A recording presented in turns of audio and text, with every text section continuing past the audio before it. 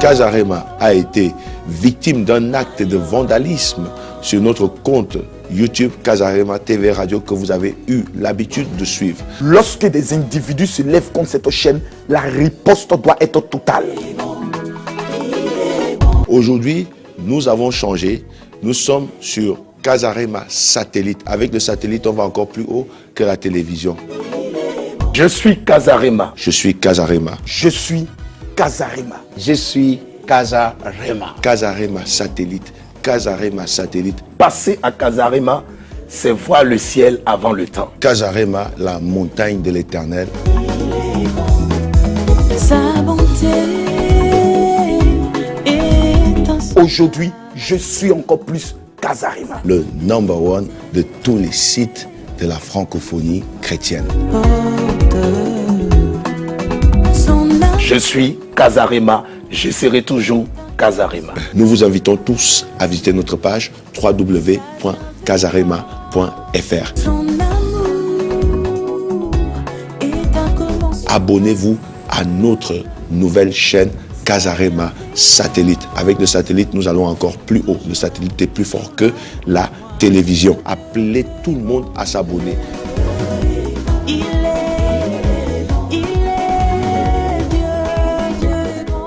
Tapez www.casarema.fr. Dieu a fait le temps. Et Dieu est le Dieu des temps et des circonstances.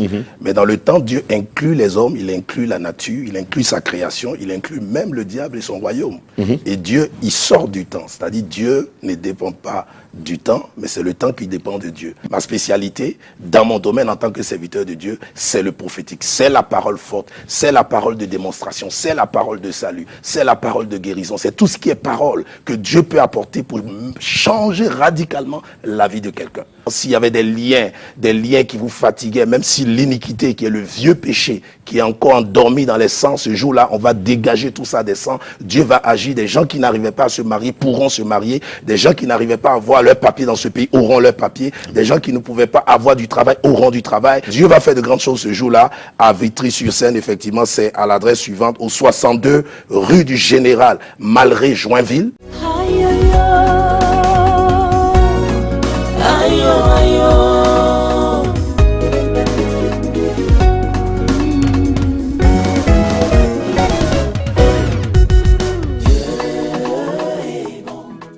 Chers frères et sœurs en Christ, mesdames et messieurs, bonjour. Soyez les bienvenus sur Casarema.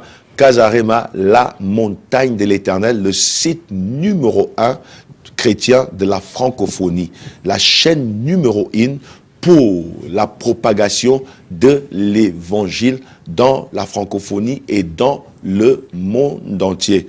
Nous sommes là pour vous dire que Casarema a été victime d'un acte de vandalisme sur notre compte YouTube Casarema TV Radio que vous avez eu l'habitude de suivre.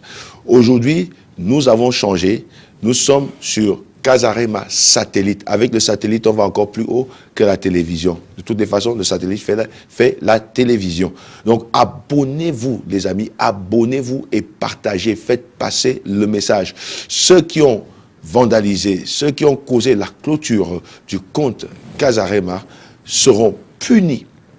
L'Esprit de Dieu les punira, Dieu leur paiera selon leurs actes. Mais montrons à l'ennemi qu'il ne peut pas nous essouffler. Donc abonnez-vous massivement et partagez tout autour de vous.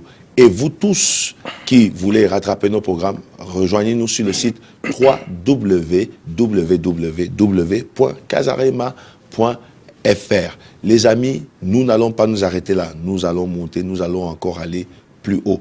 Soutenez Casarema de la manière dont vous pouvez. Nous avons besoin de la fibre optique, nous avons besoin de beaucoup de choses. Les amis, vous ne pouvez pas savoir le travail d'acharnement que nous prenons pour vous envoyer les belles images que vous avez et transmettre des émissions qui vous édifient dans le monde. Je m'adresse à tous ces vandales, je m'adresse à tous ces jaloux et à tous ces pirates, à ces envieux. Vous n'avez rien fait, mais bien au contraire. Toutes ces personnes que vous avez pénalisées, parce que c'est des vies, des centaines de milliers de personnes dans le monde entier que vous avez pénalisées, chacune de leurs larmes, vous allez récolter le salaire qu'il faut. Aujourd'hui, nous sommes en compagnie d'un homme de Dieu, un bishop, ça veut dire un évêque, qui a un ministère ici et en Côte d'Ivoire, en qui Dieu a mis quelque chose de particulier, qui est avec nous. C'est la première fois qu'il arrive sur le plateau de Casarema. Il s'agit du Bishop Eric Yahi. Bonjour Bishop. Bonjour pasteur. Ça va? Ça va. Par la grâce de Dieu, ça va. Wow, Bishop, c'est un réel plaisir de te recevoir ici sur notre plateau de Casarema. Et nous sommes sûrs que voici le départ d'une longue collaboration. Oui. Donc, Bishop, vous êtes le fondateur de l'Église. Mission, parole prophétique. Mission Parole Prophétique. Oui. Oui, et Mission Parole Prophétique. Quand j'entends Bishop, j'entends qu'il y a beaucoup de ministères sous ton ministère également. Donc, elle est basée ici, l'Église. Oui, elle est basée ici. Elle est basée ici, précisément à Saint-Denis. Oui. Et elle est aussi représentée en Côte d'Ivoire et dans certains pays. Waouh, elle est représentée également en Côte d'Ivoire et dans certains pays. Ouais. Et également le fondateur d'un ministère puissant. Oui, fondateur d'un ministère, tout simplement Eric Yahi Ministère, Oui. qui a à son sein des structures telles que Pôle Évangile et Parole de Salut. Pôle Évangile. Oui. Les gens vont au Pôle Emploi, mais nous, on a créé le Pôle Évangile. Le Pôle Évangile pour faire la promotion rien que des œuvres du Seigneur. Yes. L'évangélisation, l'assistance, la réinsertion et aussi du social. Parce que dernièrement, j'étais en Côte d'Ivoire, dans le mois de décembre 2016, où je suis allé faire des dons de vêtements. Et on n'a pas que prêché l'évangile, on a aussi rendu visite aux malades, on a fait du bien aux veuves, aux orphelins. Et Dieu est en train de travailler avec nous en ce moment. Mais ça, c'est même ça la C'est ça le véritable évangile. Oui, Voilà. il a dit visiter les malades, Voilà. soutenir les orphelins et les veuves. Donc voici le grand travail. Mais Bishop Eric, avec un aussi grand travail, on travaille comme une fourmi, hein, dans un calme et tout, pas trop de boucan. Oui, parce que Dieu a fait le temps. Et Dieu est le Dieu des temps et des circonstances. Mais dans le temps, Dieu inclut les hommes, il inclut la nature, il inclut sa création, il inclut même le diable et son royaume. Et Dieu, il sort du temps. C'est-à-dire, Dieu ne dépend pas du temps, mais c'est le temps qui dépend de Dieu. Nous tous, on est dans le piège qui est le temps. Le temps est comme une assiette dans laquelle nous sommes, nous tous. Hein, mais Dieu, Personne ne peut en sortir. Voilà, Dieu a son regard sur cette assiette qui est le temps. Parce que le temps ne déteint pas sur lui. Il est l'inventeur, le créateur du temps. Et donc, on va tout doucement, parce qu'avec Dieu, il faut commencer tout doucement pour bien finir. Waouh. Et le ministère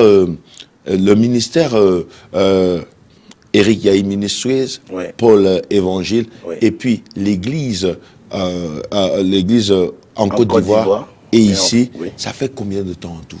Bon, ça fait exactement, on va dire, une dizaine d'années. Parce que moi, ma vie a un témoignage. Oui. Ma vie a un témoignage. J'ai un peu le témoignage de Job. Oui. Job qui a connu d'abord un temps de gloire et après qui a été éprouvé. Et dans l'épreuve, Job a vu sa femme l'abandonner. Elle lui a dit, maudit Dieu et meurt. Et il a résisté à cette mauvaise proposition. Oui. Il a refusé. Et il est resté fidèle à son Dieu jusqu'à ce que Dieu le relève. Dieu lui donne une seconde gloire. Amen. Voilà pourquoi j'aime beaucoup ce verset qui dit que la gloire de la seconde maison sera plus grande que la première. Yes, sir. Sinon, je totalise au moins 29 ans de ministère. Voilà, parce que il y en a qui me connaissent, qui peut-être vont me reconnaître sur ce plateau. J'ai été l'instrument fondateur des églises Peuple Acquis, qui était ici aussi représenté en France. Oui. Et qui jusqu'à l'heure est toujours représenté en Côte d'Ivoire.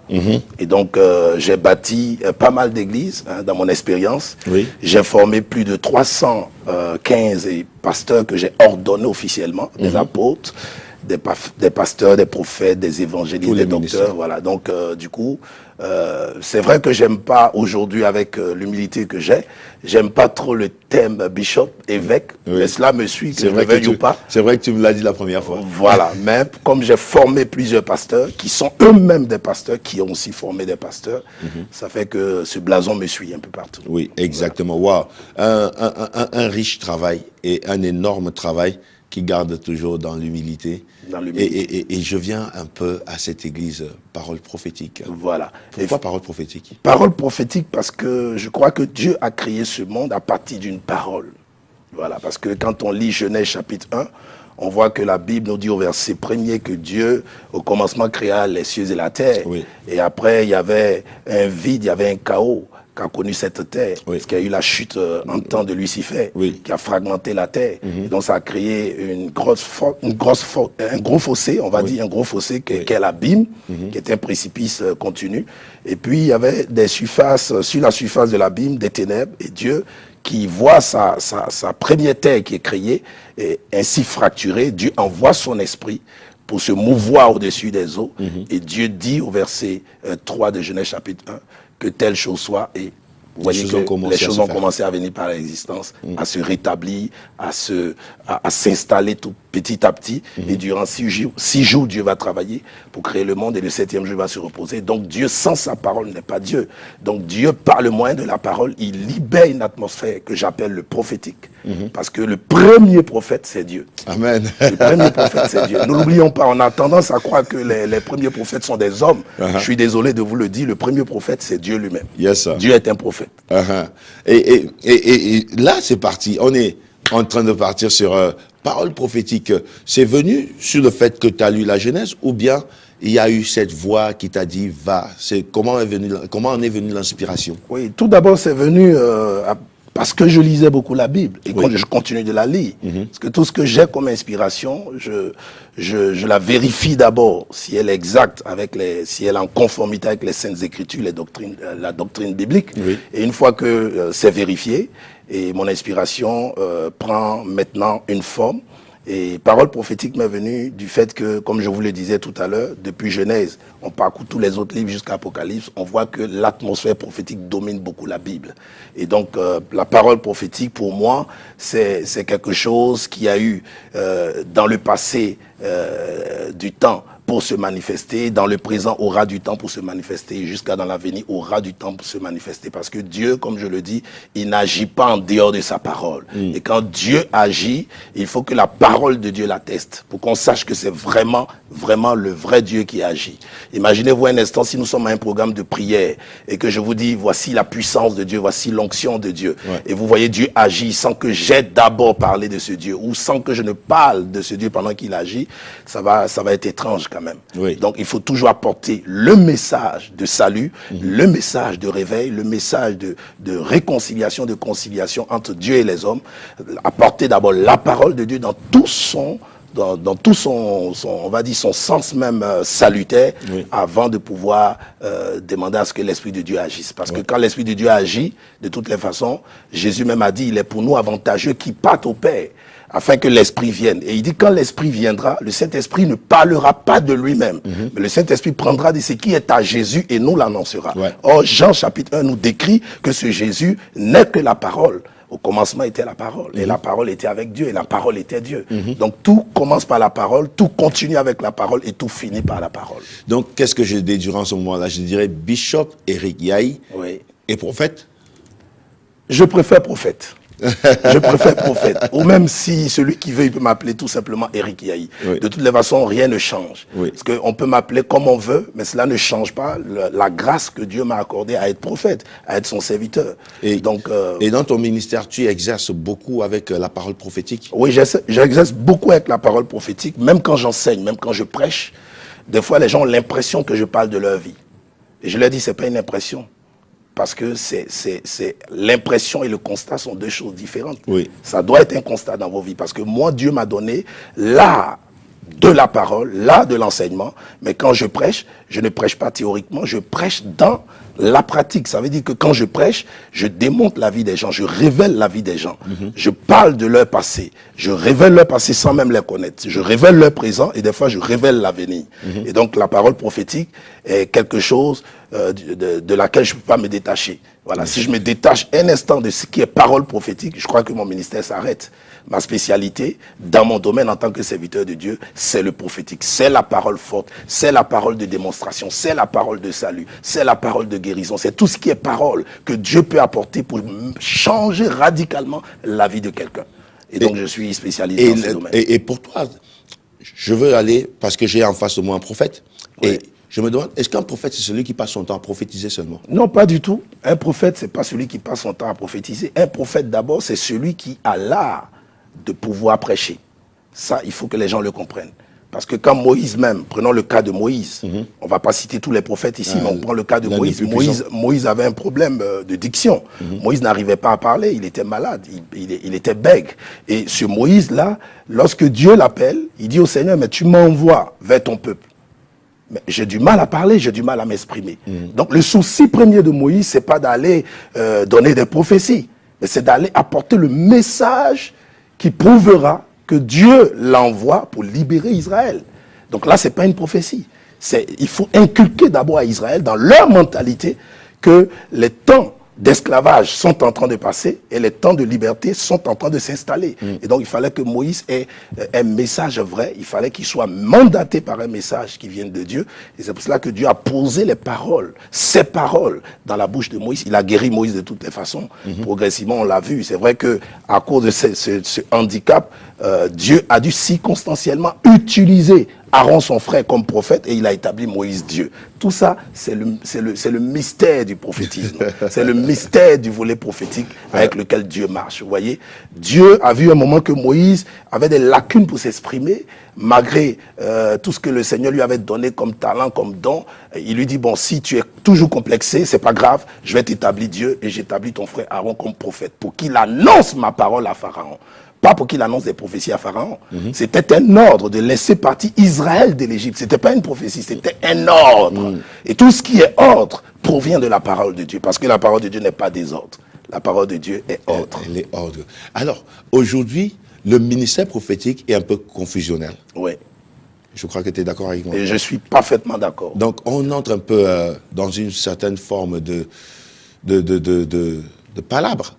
Oui. Où on croit beaucoup que le prophète, parce que là tu viens de bien définir le ministère prophétique, mais il y a cette confusion. Qu'est-ce qui crée la confusion dans le ministère prophétique? Bon, ce qui crée la confusion dans le ministère prophétique, d'abord c'est l'orgueil. C'est l'orgueil, et puis aussi c'est la facilité d'acquisition du bien, de se faire voir, de pouvoir réussir facilement. Il y a beaucoup de raisons, il y a beaucoup de facteurs qui justifient ça. Et les infiltrés aussi? Oui, les infiltrés. Il y a beaucoup d'infiltrés. Il y a beaucoup d'infiltrés, plusieurs. Donc c'est un ministère qui est très envié, quoi. Voilà, c'est un ministère d'abord qui est combattu. Hein, c'est vrai qu'il a envié, mais il a à la fois combattu. Et puis il est aussi souvent corrompu. Parce qu'il suffit, vous avez vu le cas de Géasi. Géasi auprès du prophète Élisée. Il était en formation pour devenir prophète. Mais facilement devant, on va dire, les finances, il a capitulé. Donc vous voyez qu'il y a plusieurs raisons, il y a plusieurs facteurs, et tout ça provient de la tentation des ruses du diable.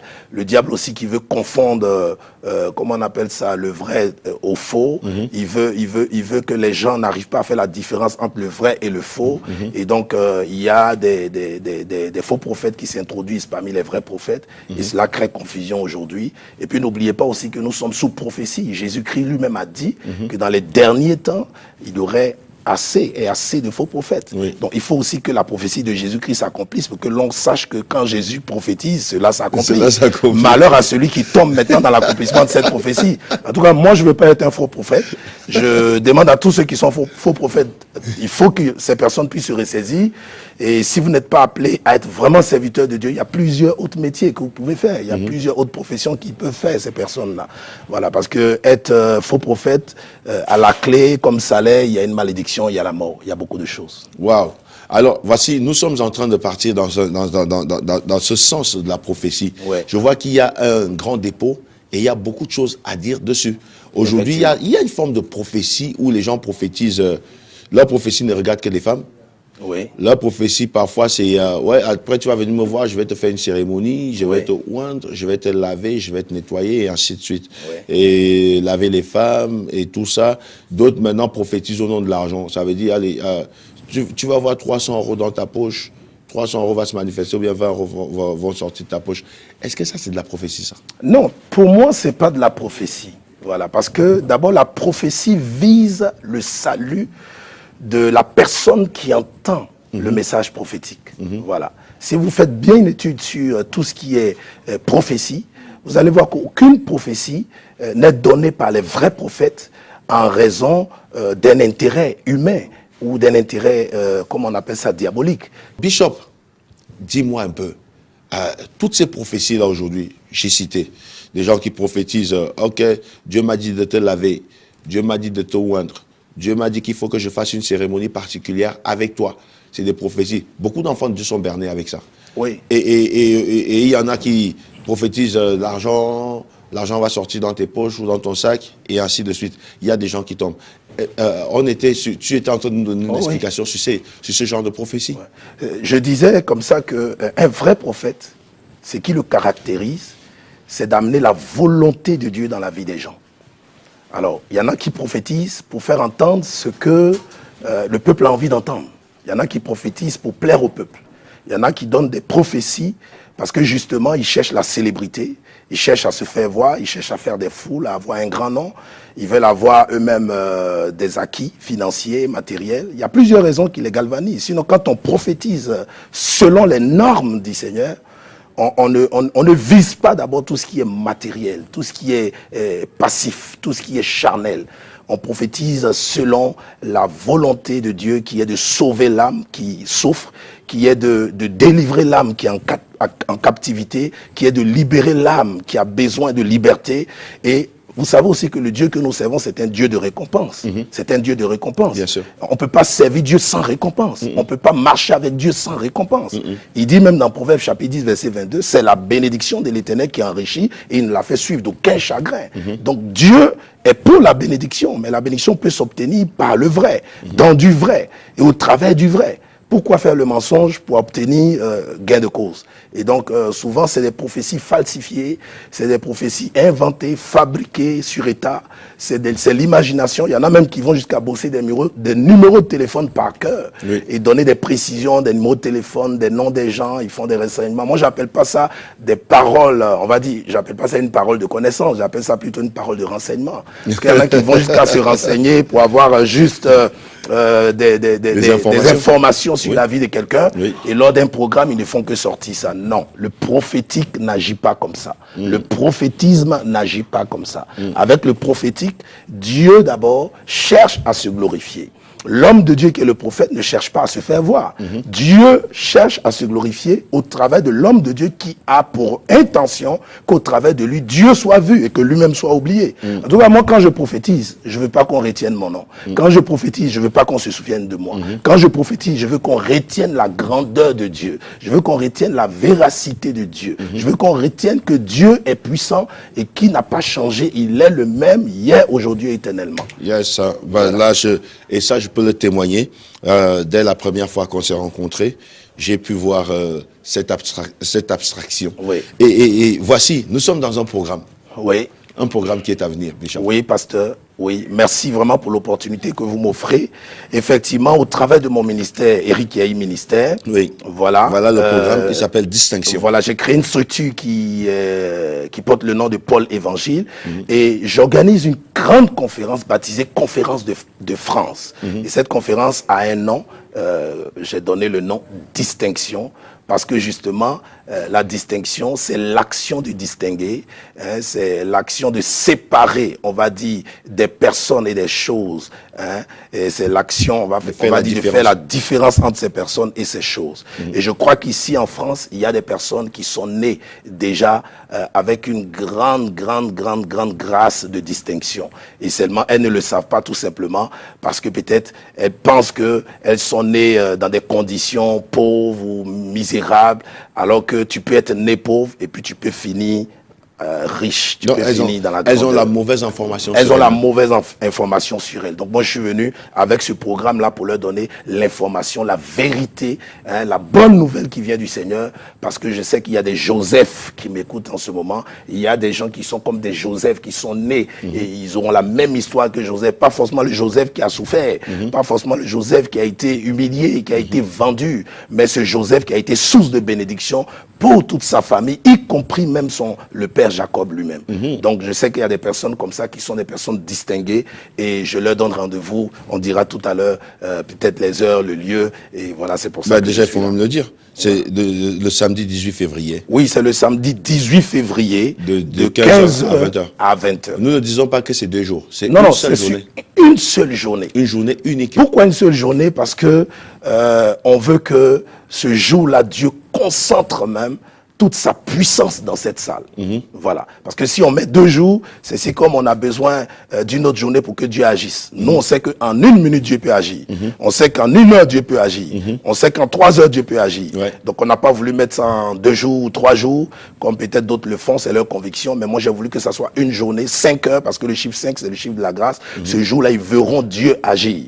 Si peut-être qu'ils étaient découragés, ils étaient abattus, en tout cas, leur vie va être transformée ce jour-là. Toute personne qui viendra repartira avec des miracles. Elle ne repartira pas avec un seul miracle, mais avec des miracles, avec une métamorphose de la vie complète, avec un changement total et radical et définitif. Il n'y aura pas un changement pour un temps, mais ça sera le changement pour tout le temps. C'est ça même la distinction. Voilà, c'est ça la distinction. Donc parce cette que personne vient pour marquer une pour distinction dans sa vie. marquer une grande différence. Cette personne va comprendre qu'elle ne fait pas partie du lot des personnes qui sont la queue, mais elle fait partie du lot des personnes qui sont la tête. Et donc, je suis là pour ce jour-là, prêcher la parole de Dieu, juste rapidement. Elle sera prêchée parce que je vais démontrer ce jour-là la puissance de Dieu. Parce que il y aura des temps de prophétie, des temps prophétiques, il y aura des temps pour les... absolument, parce que c'est mon domaine. Le temps des délivrances, s'il y avait des liens qui vous fatiguaient, même si l'iniquité, qui est le vieux péché, qui est encore endormi dans les sangs, ce jour-là, on va dégager tout ça des sangs. Dieu va agir. Des gens qui n'arrivaient pas à se marier pourront se marier. Des gens qui n'arrivaient pas à avoir leur papier dans ce pays auront leur papier. Des gens qui ne pouvaient pas avoir du travail auront du travail. Des gens qui ne pouvaient pas entreprendre pour devenir eux-mêmes leurs propres patrons, c'est-à-dire par la création des entreprises, pourront maintenant créer des entreprises. Je suis venu pour apporter le message que Dieu m'a demandé d'apporter. Et ce message-là, c'est le message de distinction. Quelqu'un est né pour être distingué, quelqu'un sera distingué et quelqu'un marchera avec la distinction qu'il pourra communiquer aux autres autour de lui. Waouh, la distinction. Donc la distinction et rien que la distinction. Je vois un parterre de serviteurs de Dieu, le pasteur Serge Aolia, le prophète Begré Parfait et le prophète Ange Kessé. Oui, les 2 prophètes que vous avez cités à la fin, le prophète Begré Parfait et le prophète Ange Kessé, ce sont mes fils spirituels que moi-même j'ai formés, j'ai consacrés, que j'ai libérés, qui aujourd'hui sont présidents de leurs églises. Ces 2 serviteurs de Dieu qui travaillent aussi dans le prophétique, qui sont très, très, très doués dans le ministère prophétique. Oui. Et le pasteur Serge Aolia, c'est un partenaire à ce programme, qui a bien voulu nous aider, nous soutenir pour ce programme. Un homme de Dieu que j'aime beaucoup, qui monte en ce moment, qui est à la fois chanteur et pasteur. Wow. J'aime sa façon de servir Dieu. Et il sera aussi de la partie. Et puis, sur la même affiche, vous allez voir qu'il y a une chantre du nom d'Amandia Grace, qui n'est que mon épouse, que j'appelle affectueusement Madame Eric Yahi. Je lui fais un coucou déjà de passage. C'est une femme que j'aime beaucoup. Elle a une voix angélique, une voix angélique, pour ne pas dire féerique, parce que ça ferait un peu non chrétien. Elle a une voix angélique, une voix venue du ciel, et quand elle chante, c'est des guérisons, quand elle chante, c'est des miracles, quand elle chante, laissez-moi vous dire que Dieu accompagne beaucoup le ministère de mon épouse en domaine de louange et d'adoration, et aussi elle a l'art de la parole. Amen. Elle a aussi des dons précis de révélation. Vous savez, quand vous avez une femme qui vous réveille le matin et vous dit, mon mari, voilà le songe que j'ai eu, et que vous-même vous constatez que ça datait de votre passé de plus de 30 ans et qu'elle réussit à vous détailler ce qui s'est passé dans votre vie depuis 30 ans avec précision, alors là, vous sentez que c'est un instrument que Dieu a appelé au ministère. Yes, donc, elle a une puissante onction. Wow. Et ce jour-là, elle va animer, on va dire, en matière d'adoration, de louange, avec aussi le groupe musical de l'église CCR du prophète Ange Kessé, qui sera de la partie. Ils viendront de Toulouse. Hein. Il y a une délégation qui vient de Toulouse. Et je tiens à préciser que les gens viendront du monde entier. Les gens viendront de partout, de Côte d'Ivoire, de tous les pays d'Afrique, du Canada, de l'Europe. Les gens viendront de partout parce que là, en ce moment, je reçois que on va dire des messages sur Messenger, nous venons, hommes de Dieu, on vient de partout vous soutenir, et donc ce jour-là, Dieu va vraiment agir et les vies vont être transformées. Et encore avec Casarema, ça va se décupler. Oui, Casarema. Donc c'est samedi, nous retenons bien que c'est samedi, le samedi 18 février, de 15h à 20h. À 20h. C'est à la salle bâtiment C. Rez-de-chaussée. Rez-de-chaussée. Oui. Au 62 rue Général Nalret, Joinville, 94 400, Vitry-sur-Seine. Donc c'est à Vitry-sur-Seine que ça se passe. Oui, le programme sera à Vitry-sur-Seine. Vous savez, la phonétique en langue française, on a entendu Vitry-sur-Seine. On s'est dit quoi? comme la distinction va affecter la vie de ceux qui vont venir, celles qui vont venir ce jour, leurs vies deviendront comme une vitrine, parce que tout le monde voudra les voir. Wow. Et donc, on a choisi phonétiquement cette zone qui porte le nom de Vitry-sur-Seine, parce que dans Vitry, vous avez vitre. Vous voyez ce que ça fait? Donc, ces personnes-là seront vues désormais. Parce qu'il y a des gens qui marchent, qui disent qu'on ne me voit pas. Il y a des femmes qui ont envie de se marier, mais qu'aucun homme ne voit. Mais après ce programme, des hommes vont te voir. Amen. Et tu les accepteras pas et tous, parce que tu peux pas marier tous les hommes. Non. Mais parmi ces hommes, il y aura ton mari et il t'épousera. Donc Dieu va faire de grandes choses ce jour-là à Vitry-sur-Seine. Effectivement, c'est à l'adresse suivante, au 62 rue du Général Malré-Joinville. C'est pas la ville de Joinville, hein. Non, non. C'est la rue qui s'appelle rue du Général Malré-Joinville, 94 400 à Vitry-sur-Seine. 62 rue du Général Malré-Joinville, Oui. 94 400 Vitry-sur-Seine, samedi 18 février de 15h à 20h. Les amis, les gens vont venir de partout. Venez déjà, prenez votre place, soyez là à temps pour avoir une très très bonne place. Ce sera une journée extraordinaire, ce sera une hécatombe. La louange, l'adoration au rendez-vous. Alors, les amis, le prophétique va opérer de manière particulière, le miraculeux sera présent dans la salle. À vous de jouer maintenant. Le bishop a annoncé, il a jeté les dés, la balle est dans votre camp. Bishop, le mot de la fin. Voilà, je voudrais dire à quelqu'un qui m'écoute en ce moment, peut-être que tu as entendu déjà parler de ce nom, Eric Yahi, et les gens l'ont dénigré, ils l'ont écorché. N'écoute pas ce que les gens ont dit. Viens voir si je suis vraiment serviteur de Dieu ou pas. Parce que je crois en ce que Dieu a posé en moi et déposé en moi. Ce jour-là, le 18 février, c'est un samedi, de 15h à 20h, déplace-toi, peu importe où tu es, viens, tu retourneras pas avec un miracle, mais avec des miracles. Parce que ta vie va changer. Dieu m'a équipé, Dieu a mis en moi son investissement, rien que pour toi, parce qu'il a décidé de faire de toi une icône. Il a décidé de faire de toi une source de bénédiction. Donc je t'attends, n'écoute personne qui pourrait contester ce programme. Viens voir de tes propres yeux, viens entendre de tes propres oreilles. Et je sais qu'après, tu iras rendre témoignage de la grandeur du royaume de Dieu. Parce que le royaume de Dieu ne consiste pas seulement en parole, mais en puissance. Ça ne sera pas un temps simple d'enseignement, mais nous allons passer plus de 4 heures dans la prière. 1 heure réservée peut-être à la louange, 1 heure réservée à la prédication, mais juste après ça, nous allons prier, faire des prières fortes. Et le diable qui avait aménagé dans ta vie sera obligé de déménager. Et ton histoire sera réécrite. Ton histoire sera un témoignage dans cette nation et dans les nations du monde. Que Dieu te bénisse. Waouh, vous avez entendu cette annonce. Les amis, à vous de jouer maintenant. Prenez une seule direction, le samedi 18 février. Ça, c'est bientôt là, le samedi 18 février. Prenez une seule direction, avenue du Général Malré-Joinville, à Vitry-sur-Seine. Là-bas, ton miracle, mon ami, il t'accueillera. Il ne t'attend plus, il ne t'attendra plus, mais il t'accueillera. Voici l'affiche, elle est juste devant vous.